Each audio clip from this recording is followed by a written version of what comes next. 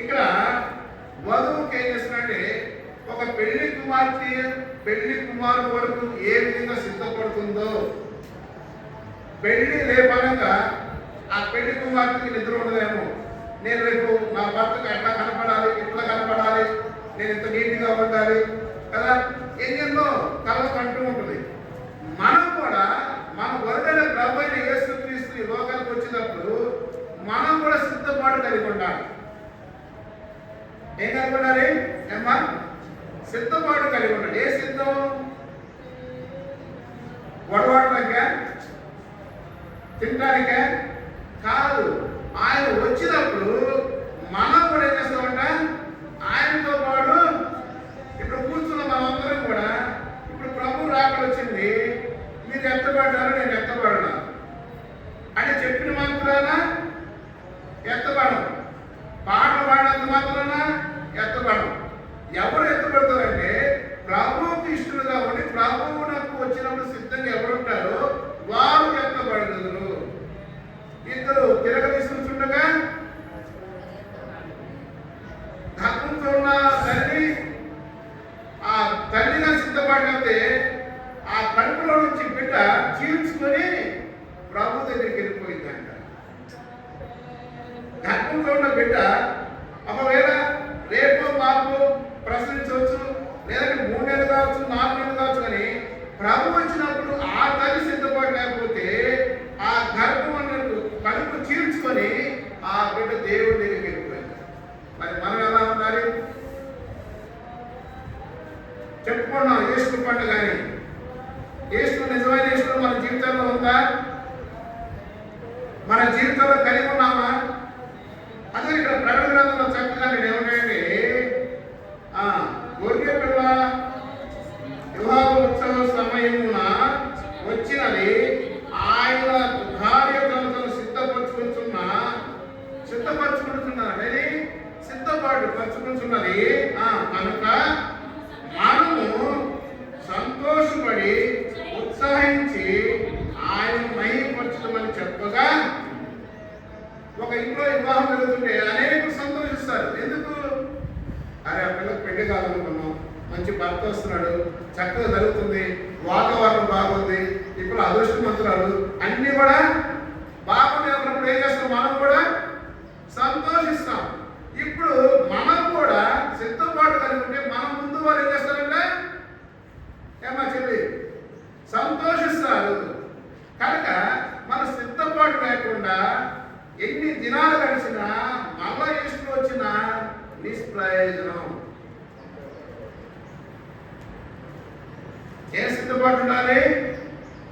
మంచి బట్టలు కాదు, మంచి ఫుడ్ కాదు, ఆత్మను సిద్ధపాటు చేసుకోవాలి. ఆత్మను ఎవరు ఉండాలి? ప్రభు అయిన యేసుక్రీస్తు వారు ఉండాలి. ఆయన ఉంటే మనం కూడా ఆయన పోలి, అందుకని మనం చెప్పుకున్నాం, ఆయన అందుకని పౌలు గారు 11వ అధ్యాయం అన్నాడు, 1 కొరింథీయులో 1:1, నేను యేసుక్రీస్తు పోలి నడుచుకున్న ప్రకారము మీరు నన్ను పోలి చాలా చేశారు. నేను ఏ విధంగా ఉన్నాను? ఒకప్పుడు హింసకుడిని, హానికరుని, దూషకుడిని, హింసకుడిని, అనేక మంది క్రీస్తు బిడ్డలు చంపిన వాడిని ఇప్పుడు మారి నేను ఎలా ఉన్నాను, నా నడవడికి మీరు చూడండి అన్న. మనం చెప్పగలమా? చెప్పలేము. ఎందుకంటే మన మాట ఒక్కసారి లేదు. అదే ఇక్కడ ప్రభు యేసుక్రీస్తు వారు చూడండి, 1 కొరింథీ 15వ అధ్యాయము 17 చదువుతారా? క్రీస్తు లేకపోయిన ఎడల మీ విశ్వాసం వ్యర్థము, మీరికను పాపులే ఉన్నారు. క్రీస్తు కానీ లేకపోతే మనం ఏమవుతామంట? పాపంలోనే ఉంటాం. మనం అనుకుంటాం ప్రభు యేసుక్రీస్తు వారు హింసలు పొంది సిలువేయబడ్డాడు, సమాధి చేయబడ్డాడు. సమాధిలోనే ఉంటే ఆ రక్తం పనిచేయదు. సమాధిలోనే ఉంటే మనకి రక్షణ లేదు. సమాధిలోనే ఉంటే పాప క్షమాపణ లేదు, సంతోషం లేదు, నెమ్మది లేదు. ఎప్పుడు వచ్చిందండి ఆయన ఏం చేశాడు? మరణాన్ని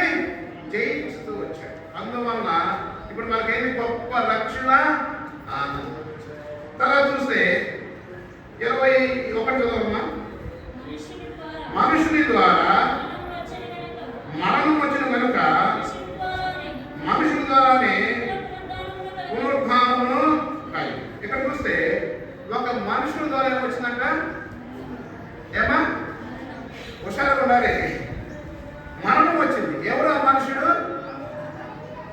చెప్పలే, తెలుసు కదా, మరి చెప్పండి. ఎవరో మనుషుడు?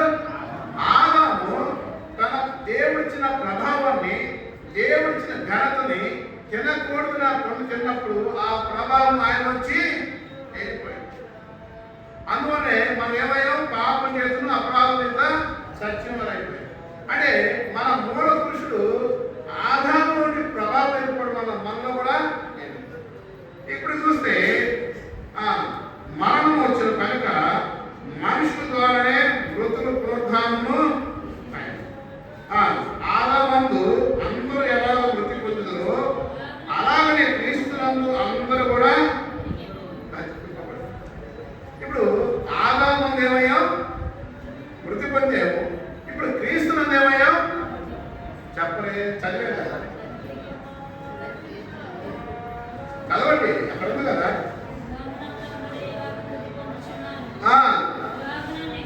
అలాగనే క్రీస్తునందు అందరూ కూడా బ్రతికి, ఎవరైతే ప్రభువైన యేసుక్రీస్తులో రక్తంలో కడగబడిన వారో వారందరూ కూడా ఇప్పుడు ఏమైనా జీవాన్ని పోస్తారు. ఇప్పుడు మనందరూ కూడా జీవం పోస్తాం. అంటే భూ సంబంధమైన ఆశీర్వాదాల గురించి మనం మాట్లాడుతున్నాం. కానీ ప్రభువైన యేసుక్రీస్తు వారు ఆత్మ సంబంధమైన వరాలు మనం అనుభవిస్తూ వచ్చారు. అంటే మనం ఎఫెసీ రాసిన పత్రిక 1వ అధ్యాయం 3వ వచనం చూస్తే అక్కడ ఆత్మ సంబంధమైన గురించి చెప్తూ ఉంటాడు. చదవండి. మన ప్రభువైన యేసుక్రీస్తు యొక్క తండ్రియకు ఆయన క్రీస్తునందు పరలోక విషయంలో ఆత్మ సంబంధమైన ప్రతి ఆశీర్వాదము ఆత్మ సంబంధమైనది. మనకేం కావాలి? ఆత్మ సంబంధమైన ఆశీర్వాదాలు కావాలి. ఈ సంవత్సరం పడకపోతే వచ్చే సంవత్సరం పడుతుంది.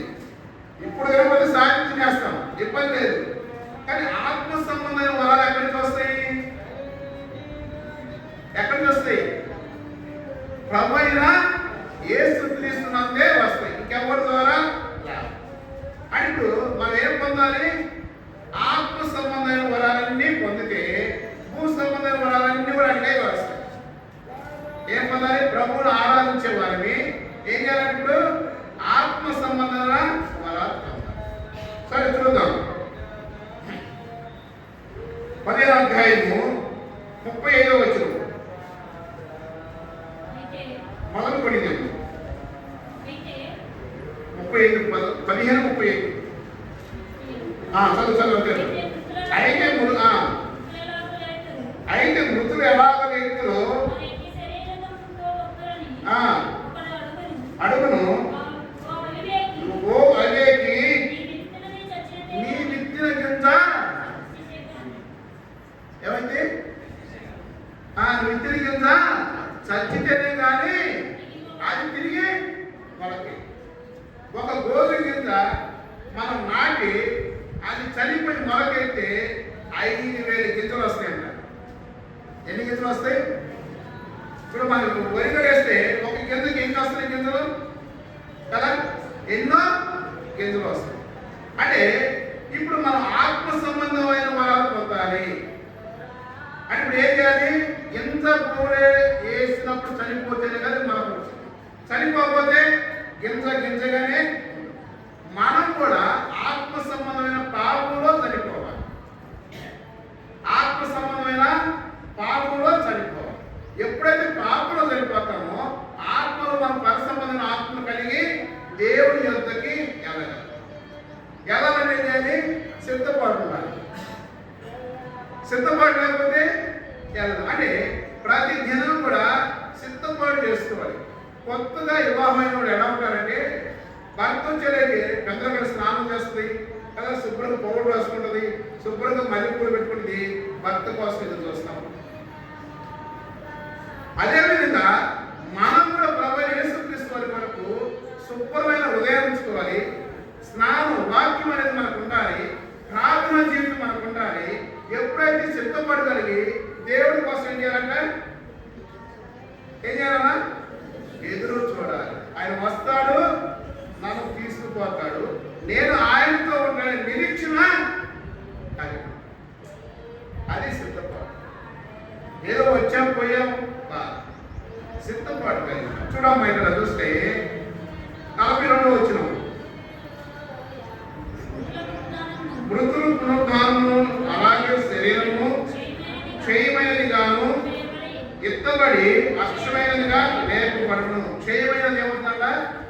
అక్షయులుగా అంటే పనికిరాని మనము దేవుడికి పనికొచ్చే పాత్రలుగా చేసుకుంటాడు.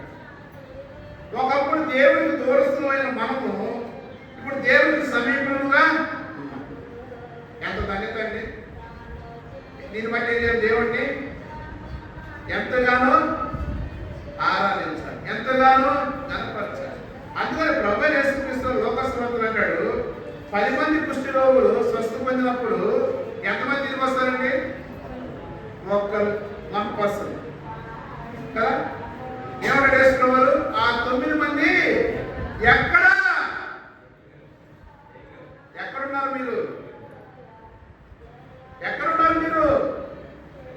దేవుని ఆరాధించేవారు మనం ఎక్కడున్నాం అంటే దేవుని ఎదుగు రావాలి. నేను ఎప్పుడు ఎదుగుదా? ఎప్పుడు స్టార్ట్ చేస్తారా? ఎప్పుడు కలిసి పాటలు పాడుతున్నా? ఎప్పుడు ఆరాధిస్తున్నా? మీరు వచ్చే ఆలస్యమైంది, విరాక లైవ్ పెట్టుకున్నాను, గీతం అని పాట వస్తుంది, చక్కగా ఆనందించాను. పాటలు కూడా ఆనందించాలండి. ఏదో వాక్య సమయానికి వచ్చి వాక్యం ఉపయోగం ఉండదు. ఫోన్ చేసే ముందు ఏం చేస్తాం? ఒక సిద్ధపాటు కలిగి ఉంటాం. అంటే చక్కగా రాగానే మొబైల్స్ బట్టలు పక్కన పెడతాడు, కాలు చేతులు పడుకుంటాడు, చక్కగా వేరే కూర్చుంటాడు. రాగానే పోయి పెట్టి కూర్చుంటాడా? మనం కూడా మందిరం రాగానే అనుభూతి పొందలేము. ఎప్పుడైతే మొదటి ప్రార్థనకు వస్తామో ఆ మొదటి ప్రార్థనలో దేవుడు పాల్గొంటామో, ఎప్పుడైతే పాటలు పాడతామో అప్పుడు మనం హృదయాన్ని సిద్ధపరచుకుంటాము. మన హృదయం ఆనందంతో తేలిపోయింది. పక్షులు కానీ రెక్క వచ్చినట్టు అలా ఉండాలండి. మనం ఎగురుతూ ఉండాలి. కానీ ఎలా ఉంటాం? దేవుడు ఆరాధించేవాడు. అమ్మా చదువు 47. మొదటి మనుషుడు భూ సంబంధమైన మట్టి నుండి పుట్టినవాడు, రెండో మనుషుడు పర్వతం నుండి వచ్చాడు. పర సంబంధమైనది, భూ సంబంధమైనది. ఇప్పుడు ఆదాము ఎక్కడి నుంచి వచ్చాడు? మట్టి నుంచి వచ్చాడు. ప్రభువైన యేసుక్రీస్తు ఎక్కడి నుంచి? ఆత్మ సంబంధమైన మనిషి కదా. ఆయన ఏం చేశాడు? ఆకాశమైన సింహాసనము, భూమి అని బాధ పెట్టి అంత ఉన్నతమైన దేవాది దేవుడు, ప్రభు ప్రభు రాజు రాజు ప్రభువైన యేసుక్రీస్తు వారి లోకానికి వచ్చాడు నీ కొరకై. ఆయన రాజు రాజు, ప్రభులకు ప్రభు. నీ రాజుని ఎలా సేవిస్తున్నావు? నువ్వు నీ ప్రభుని ఎలా ఆరాధిస్తున్నావు? రాజు దగ్గరికి వెళ్ళి ఎలా ఉంటారు? భయభక్తులు కలిగి నీటిగా సంతోషంగా నేను రాజును కలుస్తున్నాను. నేను ఎంత ఎక్కువ సంబంధం రాజు కలిస్తే సర్వ సృష్టికర్త రాజు రాజు రాజు ప్రభువులకు ప్రభు యేసుక్రీస్తు నువ్వు సన్నిధికి వచ్చినప్పుడు ఎలా ఉన్నావు? ఆలోచన చేయాలి. ఆదాము భూ సంబంధమైన మనుషుడు, ప్రభు యేసుక్రీస్తులో పర సంబంధమైన మనుషుడు. నువ్వు భూ సంబంధమైన మనుషులు పంపించిన గౌరవం పర సంబంధమైన దేవాలయాలకు మనం గౌరవించలేకపోతున్నాం, ఆరాధించలేకపోతున్నాం. ఆయన చూసే దేవుడు, ఈయన దేవుడు గుర్తుపెట్టుకోండి. ఒకవేళ ఇంటి దగ్గర ఉండి పాటలు చేద్దామని ఇంట్లో కూర్చున్నామేమో, ఆయన చూస్తున్న దేవుడు నీ స్థితిగతులను చూడగలిగిన దేవుడు. ఆయన మరుగైనది ఏది కూడా. మరి ఎలా ఉండాలి ఆరాధించేవాడిని? ఎలా ఉండాలి దేవుడు కనపరిచేవాడిని? చూడండి 53 వచ్చిన క్షయమైన ఈ శరీరము అక్షతను ధరించుకుని సామర్థ్యము ధరించుకోవలసింది. ఇక్కడ చూస్తే క్షయమని శరీరం ఉందనగా అక్షయ శరీరము, మహిమ శరీరంలో ధరించుకోబోతున్నాం. దేవుని స్తోత్రం. ఈ శరీరం చెమట, ఫ్యాన్ తిరుగుతుంది, చెమట వస్తుంది, మట్టి వాసన. అక్షయ శరీరము దేవుడికి ఇచ్చే మహిమ శరీరంలోకి నువ్వు మార్చబడబోతున్నావు. మార్చబడాలంటే ప్రకటన 18:6-7లోకి వెళ్ళాలి. ఏం చేయాలి? సిద్ధపాటు కలిగి ఉన్నా. చదవమ్మా. 54. ఈ చేయమైనది ధరించుకున్నప్పుడు అమర్త్యము ధరించుకున్నప్పుడు విజయమందు మరణము మింగివేయబడిను అని రాయబడిన వాక్యము నెరవేరును. ఇప్పుడు ఆపజయం తీసేస్తున్నాడు దేవుడు, విజయాన్ని ఇచ్చాడు. అందరికీ అన్నాడు, ఓ మరణమా, ఓ మరణమా. అది ఎక్కడ నీ విజయం? ఎక్కడ? నీ రాజు దగ్గర, నీ ప్రభువు దగ్గర విజయము. అలాంటి దేవుణ్ణి ఎలా ఆరాధించాలి? సంతోషం లేదు. ఎందుకు? నువ్వు రాజును సరిగా అనిపించట్లేదు, రాజును సరిగా చూడగలట్లేదు, రాజుతో నీకు సరైన స్నేహం లేదు, రాజుతో నీ సంభాషణ లేదు అనే వాక్య ప్రార్థన, సంఘ సహవాసం, పరిశుద్ధుల జీవితంలో మనవాడు భాగవతున్నట్టు ఉండాలని ప్రభు కోరుకుంటున్నాడు. ఆరాధించేవారుగా ఆయన నీ మరణమా ఎక్కడ? ఆయన మరణాన్ని నువ్వు చేశాడు. చూడండి, యెషయా 25:8 వచ్చిన యెషయా 25 అధ్యాయము 8 వచ్చిన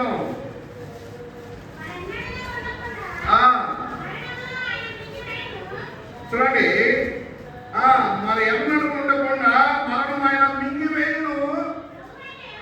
ప్రభువైన యెహోవా ప్రతి వాడి ముఖం మీద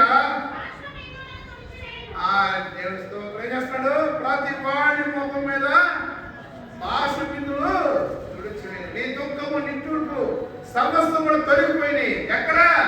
నీ రాజు దగ్గర. ఎక్కడ? నీ ప్రభు దగ్గర. లోక రాజుల కన్నా ప్రముఖుడైన రాజు, సర్వసృష్టికర్త, కలిగినది ఏది కూడా ఆయన లేకుండా కలగలేదు. అలాంటి రాజును మనం ఎలా ఆరాధిస్తున్నాం, ఎలా కనపరుస్తున్నాం? ఏదో నీ పాటి నువ్వు చెప్పుకో, మా పాడి నేను కూర్చున్నావు అన్నారా? అట్నే ఉంది. నీ పాడి నువ్వు చెప్పుకో, మా పాడి మేము కుడికేస్తాం, మా పాడి మేము మౌనంగా ఉంటాం. దేవుడు అందుకని ఈ దృష్టి మౌనంగా ఉంటాం. ఇంకా దంతులు వేయటానికి దావీదు ఏం చేశాడు? తను మర్చిపోయాడు. మనస్సుని తీసుకొచ్చినప్పుడు ఏం చేశాడు? దేవుడు స్తుతిస్తూ ఆరాధిస్తూ వీధుల్లో దంతులు వేసుకొచ్చాడు. ఆయన రాజుల సంగతి మర్చిపోయాడు. ఏ రాజు దగ్గర ఉన్నాడు ఆయన?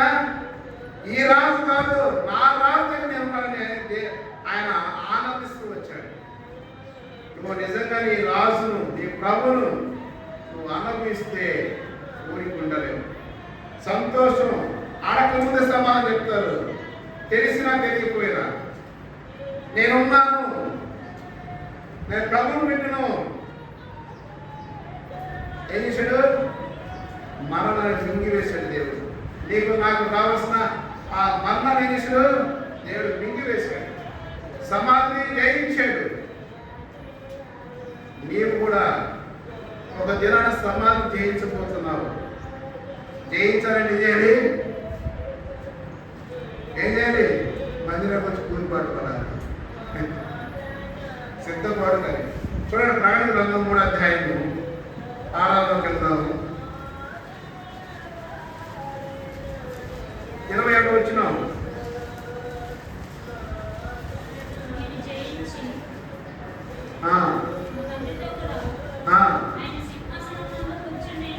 నేను జయించి నా తండ్రితో కూడా ఆయన సింహాసనమందు నిన్ను కూర్చున్న ప్రకారము జయించబడి నాతో కూడా సింహాసనమందు కూర్చునించుదని నేను ప్రకటించబోతున్నా. నువ్వు నీ రాజు సింహాసనం పక్కన నీకు సింహాసనం వేస్తున్నాడు. నీ రాజు దగ్గర ఎవరన్నా ప్రధాని వచ్చి సింహాసనం వేసుకున్నాడు అనుకో, ఊరుకుంటాడా? రక్షణ లేదు. నువ్వు లోకం ప్రధానం అవ్వచ్చు, నా ప్రధాన, నా యొక్క బిడ్డ, నా కుమార్తె, నా కుమారుడికి ఈ సింహాసనం సిద్ధపరిచినట్టు దేవుడు.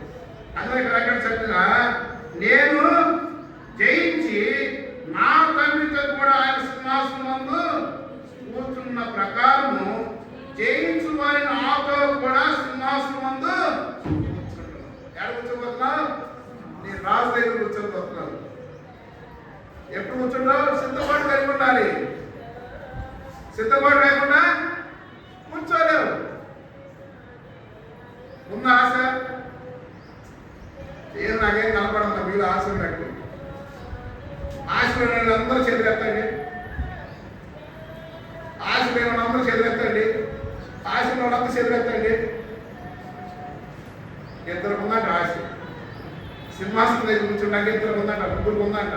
అంటే మేము ఎవరికి లేదా సింహాసనం దగ్గర కూర్చుంటానికి? మరి చేతులు ఎత్తలేదే.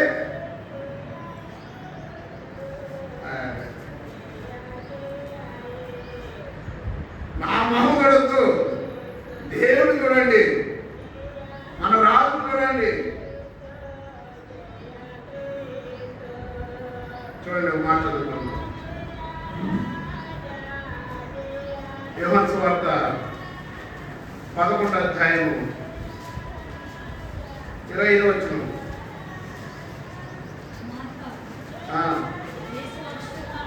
యేసు వస్తున్నాడని విని మరి ఇంట్లో కూర్చొని ఉండెను. మార్త యేసుతో, ప్రభువా నీవు ఇక్కడ ఉన్న ఎడలా అమ్మ 25లో మనం చెప్పింది. అందుకు యేసు, పునరుద్ధానము జీవము నేనే, నా యందు విశ్వసించువాడు చనిపోయినను బ్రతుకును.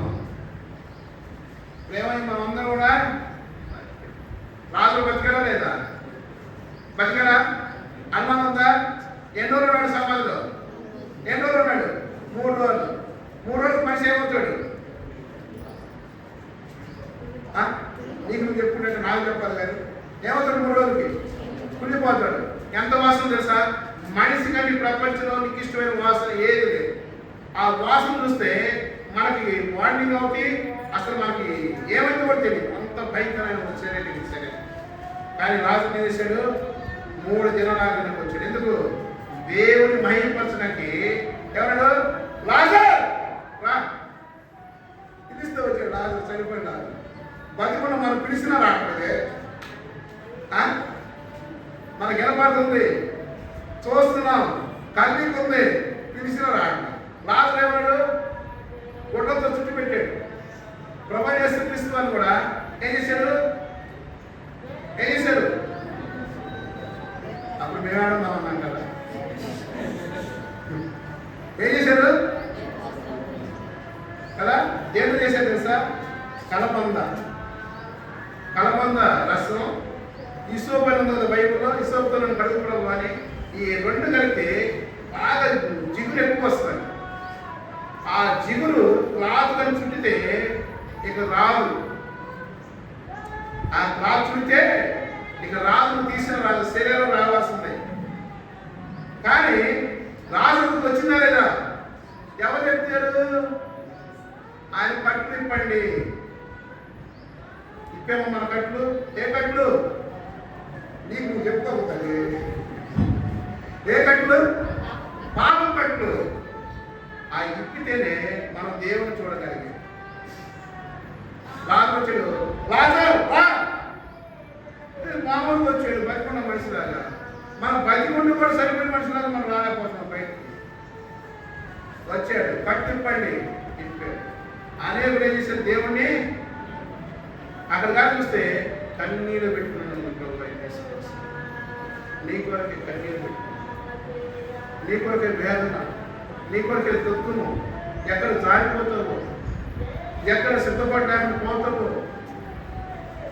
ప్రభు యేసు క్రీస్తు అంతగా ప్రేమిస్తే నువ్వు ఏం ప్రేమిస్తున్నావు? దేవుని ఏం ప్రేమిస్తున్నావు? దేవుని నిజంగా నువ్వు ప్రేమిస్తే మనం మైమర్చిపోయి దేవుని ఆరాధిస్తాం, దేవుని గణపరుస్తాం. ఎవరు నన్ను చూడం. కృపావరం గారు తెలుసా మీకు? ఏ కృపావరం గారు? నీకు చెప్పుకోదని చెప్పాడు. పెద్ద చెప్పాడు. ఏ కృపావరం గారు? గాడ్ సర్వెంట్, దైవదేవుడు. ఆయన సువార్తకి వెళ్ళినప్పుడు చూడాలి మీరు. ఎక్కడ నుంచుంటాడు, నీకు ఎవరు చూడు, భయపడ్డు. ఏం చేస్తాడు సువార్త? ఇంకొక ఆయన ముందు వచ్చాడు చర్చిలు గారు, ఆయన అంటే మందిరంలో అంత ఉండదు. సువార్త కుడికలు కానీ గృహ కుడికలు కానీ ఆయన చూడాలి అసలు చర్చిలు కానీ ఆ దినం వాడు అమ్ముటే ఉండేవాడు అనమాట. అసలు అది ధైర్యం అంటే, అది మైండ్ మర్చిపోవడం అంటే. వాళ్ళ చుట్టారా అందరూ ఎక్కడ ఉన్నారు కూడా తెలియదు.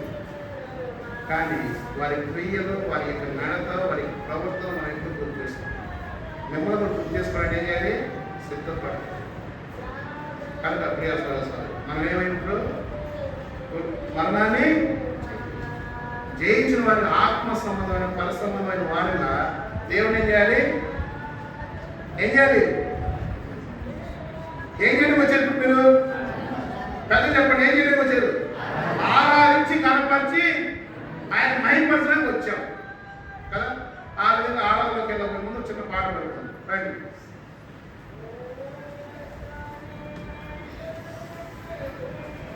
లేచి ఉంచుందామన్నా.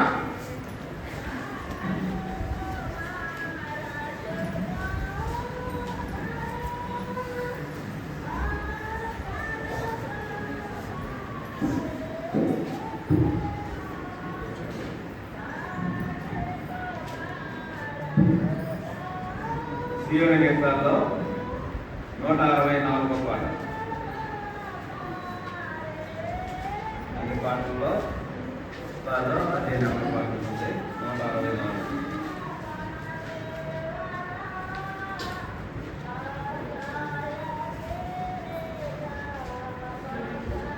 మొదటి 2 శరణాలు, చివరి శరణం పాడుకుంటాం. దేవునికే మహిమా, దేవునికే మహిమా, యుగ యుగములకు కలుగును గాక, యుగ యుగములకు కలుగును గాక. దేవునికే మహిమా, దేవునికే